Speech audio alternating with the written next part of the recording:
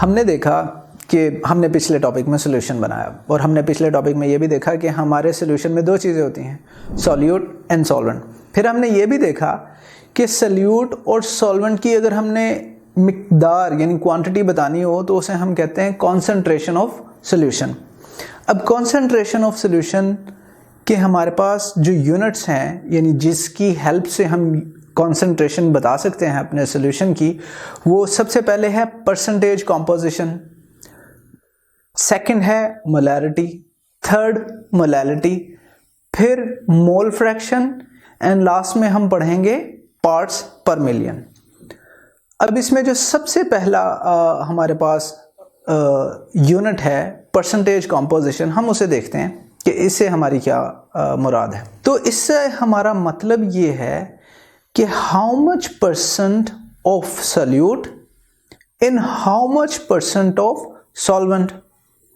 हमारे पास दो ही चीज़ें होती है सॉल्यूशन में, सॉल्यूट एंड सॉल्वेंट, और हम इन दोनों की परसेंटेज बताना चाहते हैं।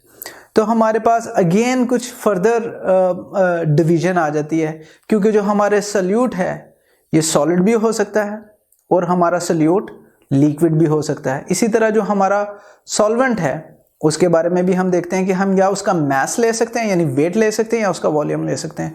तो सबसे पहले जो हमारे पास पॉसिबिलिटी बनती है वो ये बनती है कि हम सॉल्यूट और सॉल्वेंट दोनों का वेट ले लेते हैं। दूसरी पॉसिबिलिटी क्या बनती है कि हम सॉल्यूट का वेट लें और सॉल्वेंट का वॉल्यूम लें। थर्ड पॉसिबिलिटी बनती है कि हम सॉल्यूट का वॉल्यूम लें और सॉल्वेंट का वेट लें, और लास्ट पॉसिबिलिटी ऑब्वियसली बनेगी कि हम दोनों के ही सिर्फ वॉल्यूम्स ले लें। तो अब हम देखते हैं पहला केस जिसमें हमने कहा था हमारा सॉल्यूट एंड सॉल्वेंट दोनों का हम वेट लेंगे। अब याद रखिए पूरे चैप्टर में हम स्लैश का यूज़ करेंगे, तो जो पहली चीज़ होगी वो बिलोंग करेगी सॉल्यूट को और स्लैश के बाद जो चीज़ होगी वो बिलोंग करेगी सॉल्वेंट को। जैसे हम इस केस में पढ़ रहे हैं वेट स्लैश वेट, इसका मतलब सॉल्यूट भी वेट लेंगे, हम सॉल्यूट का भी वेट लेंगे एंड सॉल्वेंट का भी वेट लेंगे। तो अब हम एक सोल्यूशन ले लेते हैं जिसके अंदर हम सोल्यूशन का हमारा वेट है 100 ग्राम। हम क्या करते हैं, इसके अंदर सॉल्यूट डालते हैं जो कि शुगर है 5 ग्राम। तो ऑब्वियसली अगर हमारे सोल्यूशन का वेट 100 ग्राम है और हमें मालूम है कि इस 100 ग्राम में से 5 ग्राम्स जो है वो शुगर है, तो जो बाकी बचेगा वो हमारा सॉल्वेंट होगा 95 ग्राम।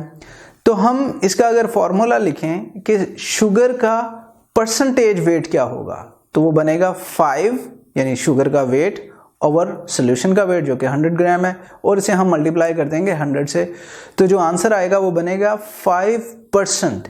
बट अभी हमारी बात मुकम्मल नहीं हुई, हमने ये बताना है कि सॉल्यूट एंड सॉल्वेंट हमने क्या लिए थे। तो हम कहेंगे W/W, जिसका मतलब होगा कि सॉल्यूट भी वेट लिया हमने, सॉल्यूट का भी वेट लिया एंड सॉल्वेंट का भी हमने वेट लिया। तो इसलिए अगर हम जनरलाइज फॉर्मूला लिखेंगे इसका, तो percentage will be equal to mass of solute, जो भी हमारे सॉल्यूट का मास होगा, divided by mass of solution into 100। तो ये हमें एक जनरल फार्मूला मिल जाएगा जिसकी हेल्प से हम परसेंटेज कैलकुलेट कर सकते हैं। अब जो नेक्स्ट हम लेंगे उसमें हम क्या करेंगे, सॉल्यूट का लेंगे वेट और सॉल्वेंट का लेंगे हम वॉल्यूम। वो कैसे देखते हैं। अब फॉर एग्जांपल हमें कहा जाए कि 10 ग्राम सॉल्यूशन बनाना है हमने, तो 10 ग्राम लेते हैं ग्लूकोज का और उसे सफिशेंट वाटर में मिक्स कर देते हैं। सफिशेंट का मतलब कि थोड़ी ख़ास मिकदार में उसको मिक्स कर देते हैं। अब मिक्स करने के बाद हमने नज़र रखनी है अपनी कि टोटल जो हमारा सॉल्यूशन का वॉल्यूम हो वो 100 cm³ हो। तो अगर कम है और वो हमारी सारी ग्लूकोज डिज़ोल्व हो गई, मिक्स हो गई, तो हम मज़ीद वाटर डालेंगे। कब तक डालेंगे, जब तक हमारे सॉल्यूशन का जो टोटल वॉल्यूम है वो 100 cm³ ना हो जाए। जब वो 100 cm³ हो जाएगा तो हम रोक देंगे। तो हम कह सकते हैं कि इसमें सॉल्यूट कितना था, ऑब्वियसली 10 ग्राम था। आपने देखा कि हमने लिया ही 10 ग्राम था। सॉल्यूशन का वॉल्यूम कितना था, 100 cm³ था। अब अगर आपसे मैं ये पूछूं कि बताइए इस सॉल्यूशन में सॉल्वेंट कितना है, तो आप नहीं बता पाएंगे, क्योंकि हमने तो सॉल्वेंट को मेजर नहीं किया, हमने तो टोटल सोल्यूशन का वॉल्यूम मेजर किया जो कि 100 cm³ है।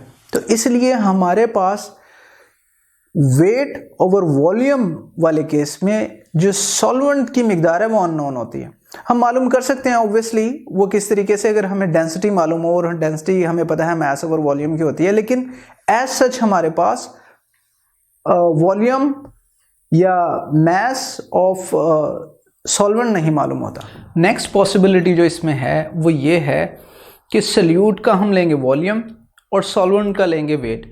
फॉर एग्जांपल हम अगर 10 cm³ ऑफ अल्कोहल लेते हैं, यानी 10 ml लेते हैं अल्कोहल का, तो ये हमारा हो गया सल्यूट। और हम वेट लेंगे सॉल्वेंट का, तो हम ऐसा करते हैं, इसको लेके डाल लेते हैं अपने बीकर में और वाटर ऐड करते हैं। कब तक? जब तक टोटल सोल्यूशन का जो वेट है वो 100 ग्राम ना हो जाए। तो इस केस में आपने देखा, हमने जो सल्यूट था वो उसका वॉल्यूम लिया 10 cm³ और जो सोल्यूशन था उसका हमने वेट मेजर किया यानी कि 100 ग्राम। और इसे हम लिखेंगे कैसे? इसे हम लिखेंगे इट इज़ 10% V/W या V/W solution of alcohol in water.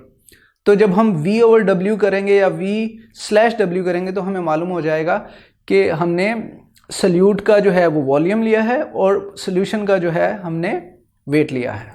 जो लास्ट हमारे पास इस केस में पॉसिबिलिटी बचती है वो क्या बनती है कि हम सल्यूट एंड सॉल्वेंट दोनों का वॉल्यूम लें।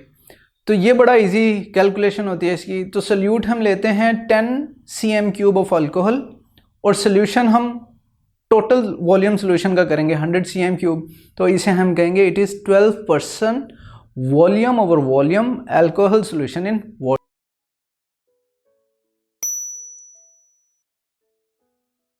अगर आप ये लेक्चर कंप्लीट देखना चाहते हैं और बेशुमार MCQs और उनके एक्सप्लेनेशन चाहते हैं तो कृपया अभी गूगल प्ले स्टोर पे जाइए और डाउनलोड कीजिए app Hippo e learning program और इससे खुद भी फ़ायदा उठाइए और साथ साथ अपने फ्रेंड्स एंड क्लास फेलोज को भी रेकमेंड कीजिए।